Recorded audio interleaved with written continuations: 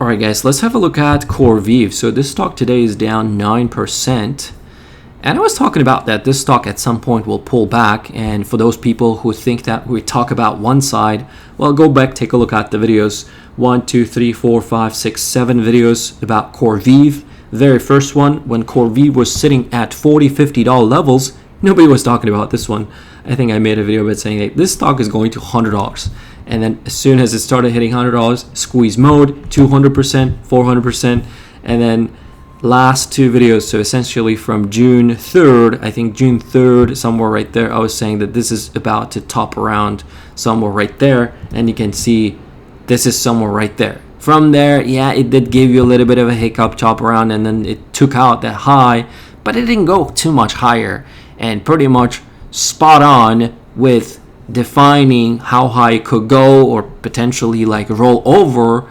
And now you can see it rolling over. And if you take a look at the option expiration, from that option expiration over June, you can see essentially there's every single trading session except for one where it opened higher and closed higher. And then the rest of the days, every single day, stock opens higher, closes lower, open higher, closes lower. Some flat days, but every time, like if you take a look at these wicks, sellers were unloading crazy. And I shared it with the YouTube members too. This chart were essentially distribution.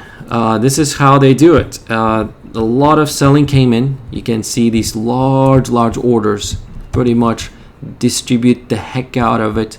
And a lot of these, a lot of people, retail essentially, like chase this name thinking that, okay, so if Nvidia owns it, if many people bought it, they bought it at 40, 50, I mean 30 something dollar levels.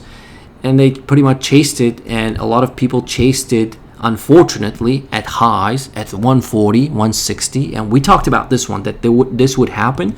And now, for me, those cluster of orders where a lot of people sold, it will become now this zone as a big resistance because there's a lot of back holders. As soon as stock tries to go back in there, well, sellers will sell into it. And if it starts coming lower, I mean, you might have a flushing moves, but this stock pretty much last 4 or 5 trading sessions, it was pretty much rolling over orderly as soon as options stopped coming in. A lot of people started selling calls, and some people started buying puts.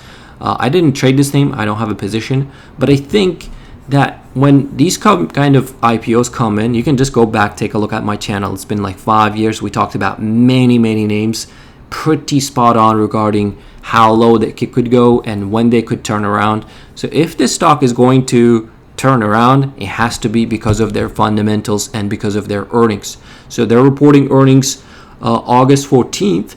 But by that time, a lot of 13F filings will come out. And I don't want to say 100%, but I'm 99% sure all those funds, Nvidia, like, they have trimmed some of their position. At least they took off their initial capital off the table at these highs, just like they have done with many other stocks. You can just go take a look at Nvidia's behavior, 13Fs. They're not like in it to sit through like pump and dump phases. Let's say this stock pumped 400%.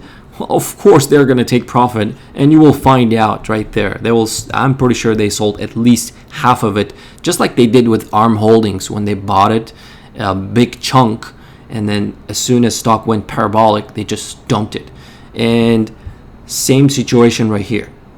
You can definitely do pretty much, I don't want to curse in this video, but it can do a pretty known pattern you guys all know, and it can end up being something like that essentially. But again, I'm not going to run too much ahead. 124, this was the resistance area. I'm watching it this support as also as a 50-day moving average somewhere right here. I would watch it as a support. But one lesson is when stocks start going higher, from the beginning of the option expiration to the end of option expiration, if it's bullish, well, you don't want to bet against the trend, okay? So if stock is trending from the beginning of the option expiration to the end of option expiration, just like this stock has done 2 option expirations, you don't want to bet against that particular stock, any stock. This is just my opinion. This is just my experience. And right here, right now, same situation. From the beginning of the option expiration, it's been in a downtrend.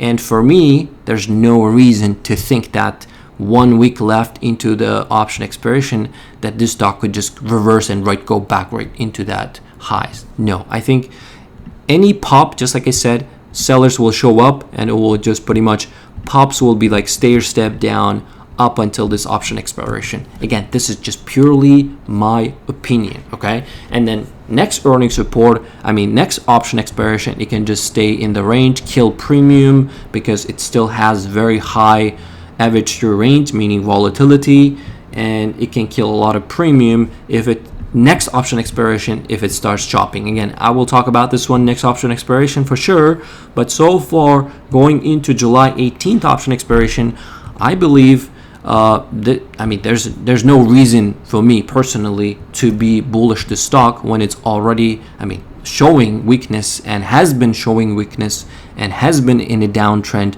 to try to find the bottom and think that at some point that it's gonna bounce. Any bounce, just like you saw right here, it's gonna be short-lived and people will start selling into it. So, but again, this is just purely my opinion. And if you take a look at the option activity as well, yesterday, today, a lot of people didn't want to buy calls, and as soon as that happened, stocks started pretty much rolling over. So again, this is the update for CoreWeave. We'll take a look at it next time around. How low can it go? Well, I'm not going to guess on that one, and but I'm pretty sure that even if it does go back to these IPO prices, I will not be surprised, let's say in the next 6 months, in the next 9 months. But short term, I want to see at least their earnings reports, how they're going to report, what they're going to report, because last time they reported earnings, it was negative EPS. So, but $60 billion for this stock, I think it's a bit pricey. So that's my take. That's the video for CoreWeave. This is not a buy or sell recommendation. This is purely for entertainment and education purposes only. I will see you guys in the next update. Peace.